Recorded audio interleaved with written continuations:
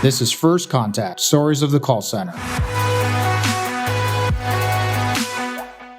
The other thing that we talk about that's important, especially in maybe potentially smaller to medium centers that may not embrace this or use this a lot, let's talk about change management a little bit. How does that work and what's the importance of it? And, does it add value, especially for maybe smaller or medium centers that may or may not have that implemented today?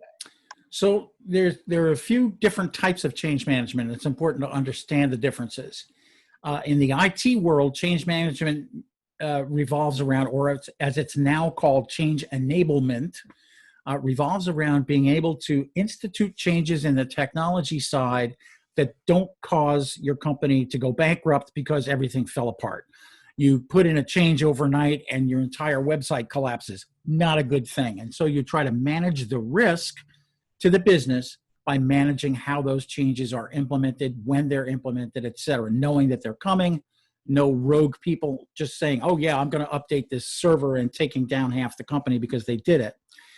There's also organizational change management, which is basically taking the people side of that and saying, okay, we're going to change how we do business here. Let's take an easy example. Let's take the example of, let's say, Microsoft Office, something almost everybody uses in one way or another. They went from the menu-driven system to the ribbon-driven system years ago.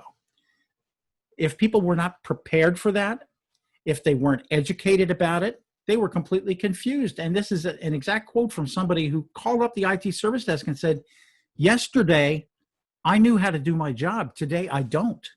So you've got to prepare people. You have to communicate what's coming. You have to tell them why.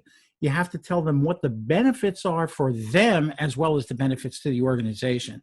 It's all about communication to people and help guide them through the tough times that are invariably going to happen when there's disruption, when there's change. Any change will produce some difficulty somewhere along the line. Even if you wind up with the best product or best service in the world, you're going to cause some disruption. And so explaining what's happening and making sure that people have the resources, the skills, and an action plan. What's going to happen? I talk about having 5 things when it comes to change management.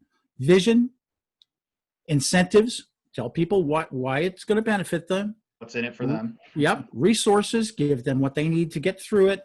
Skills, train them if they need training.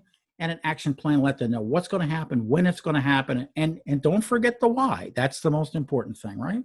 Yeah, absolutely. Setting the right expectation, obviously letting them know how to get that buy-in so that it not only runs smoothly, but that you're able to actually implement whatever it is you're trying to change. Absolutely.